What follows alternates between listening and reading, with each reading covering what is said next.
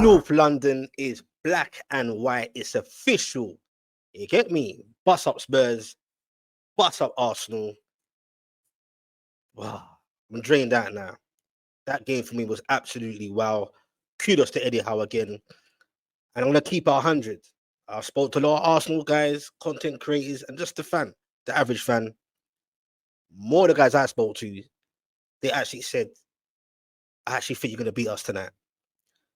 And I said, nah. I stuck to my guns. I said, Bruno's out. Even with Bruno there, even with Arsenal's injuries at the Emirates, we ain't won there since 2010. Let that sink in. You get what I'm saying? So going into this game, I just kept my thoughts of if you can just get a 0-0, even a draw.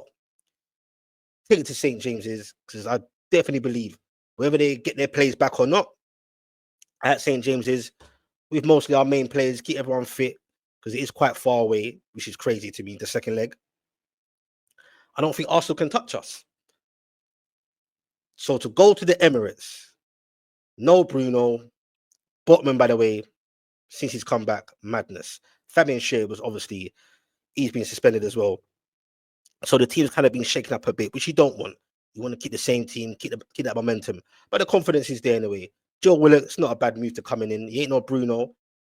Or just in that three, the way they set up with Bruno, Joe, and Tonali in the six, that is a perfect combination. But Joe Willock came in, he did all right. He did all right. Looked a bit disappointed coming off. In that midfield, Odegaard wasn't really a threat.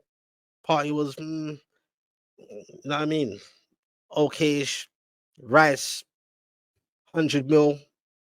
Bit of a far-fetched for me. But what I liked about Newcastle is that we came there. It's a different Newcastle right now. No fair. Didn't go there thinking we got confidence, but let's still, you know what I mean, have a low block and just defend. No. It was a pretty good game starting off with. It's even that. Arsenal had their moments. Under the cosh a bit, we had our moments. A couple of times, the rush of blood to Joe Linton and Tonali's head, booting it into Rosie. Then it's the fine margins. For me, in my opinion, Martinelli hits the post. I actually was waiting because Dan Burns weren't going to catch him. It was a good little 2 or 3 passes. Got caught out a bit. Waiting. Martinelli's got the pace and he's fast. Beat the keeper. Beat the ref car. Had a decent game as well. Hit the post. Then you go to the big man, ISAK. You all saw what was going on. He was cooking silly, but him and Skelly, who I thought Skelly had a decent game. He's a good talent, that youngster. Tried doubling up on ISAK. Probably left their man there. Passed the ball in, but no one was there. I think he just missed Gordon's foot. No one was there, and I thought that was it. And I was getting a bit worried. I'm not going to lie, thinking if you're not taking no moments or doing better in the final third, the play was positive anyway. But in that final third, I really thought Arsenal would come back and punish us. Because, like I said, in the first half, they had moments. And they're at home. I was worried that they're going to once they give that crowd a little lift, Emirates can be rocking when it wants to be rocking. Usually it's kind of quiet. But when ISAK, to be honest, I was doing my watch along. I don't know if it was a free kick or a long ball in. I looked up, I think we won the first header, and surprisingly, it's a bit of a mess there. Murphy's left alone. He passes it to ISAK. You know, ISAK ain't missing that. It was written in this. It was written, man. It had to be. ISAK scores his eighth game in a row. He had to. All the talk about Arsenal this and the narrative of Arsenal that. I think ISAK's better than Arsenal in this time. Why would he want to leave Newcastle right now? Really and truly. But the fact he scored, all the Arsenal fans can see in the flesh what this guy's about. He's everything, man. Number 9, he's on the right. He cuts in deep in the middle. He cuts in on the left. He cuts in deep on the left. His intelligence IQ is ridiculous, along with his actual technical ability. He's just mad silky. He's got it all. And praise on Murphy as well. Murphy's, boy, call it more than a purple patch. Him and ISAK have got that telepathy thing going on, and that front three is just working bloody well. It's just working well. For that golden goal, beautiful from ISAK. He's done a lot of nice balls cutting him from deep. It's like a 1-2-3. Murphy, no one's spotting ISAK's run. They're spotting it, but they can't catch him. And Murphy was smart. He didn't dink it in the air. He dinked it low. ISAK, nice, quick feet. Got a shot off, surprisingly. Good save from Rhea.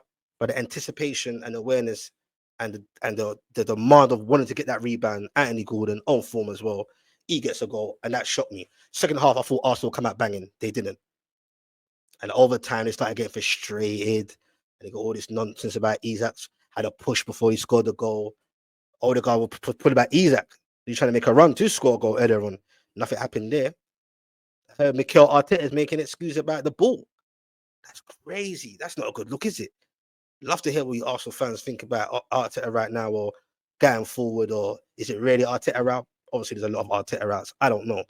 I'm not an Arsenal fan, even though some think I'm some low key guy because I glaze Arsenal, which I don't. I like to be balanced. But anyway, moving on. Eddie Howe took off Isaac, Murphy, and I was quite surprised and disturbed by that. Took off Gordon as well. And I thought, nah, what are we doing here? Because you want to keep those players on to still give Arsenal something to think about. But Eddie knew what he was doing, and it paid off. I think Isaac had a slight strain anyway, so we took him off. Brought on it's like literally, we literally had no one playing up front. It was just like, bruv, just see it out, get the clean sheet, and over to Arsenal again when they come to St. James Park. Absolutely masterclass from Eddie Howe. Every player, once again, just like the Man United game, the Spurs game, putting your bodies on the lines, those sliding moments on the pitch to make sure you block the ball. Botman, he's been immense since he's come back.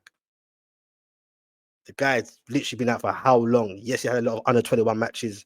We took our real time with him because we effed it the first time we brought him back after a long time out. He played basically 100 minutes at Spurs. He was rusty in the beginning, but grew in the game. This one here, it's going to be competitive. Who gets the main spots between Byrne, Fabian Schär, and Botman? Because Botman ain't playing. We all know what player he is, but for him to come back like that, get through the game, 2 games of basically 100 minutes, quick succession of games, Botman is the truth. So long may this continue. Love to hear your thoughts, whatever team you support. Can Newcastle do this? Will it end up being a Liverpool-Newcastle final in Wembley? Who knows? But there's still a second leg to go. But like I said, I can't see Arsenal doing anything at St. James's, regardless who you bring back into the fold. Long may this continue, man. I'm Jordy Dread. Hit a like. If you're new to this, hit a sub. I do this, Newcastle and football in general. Peace.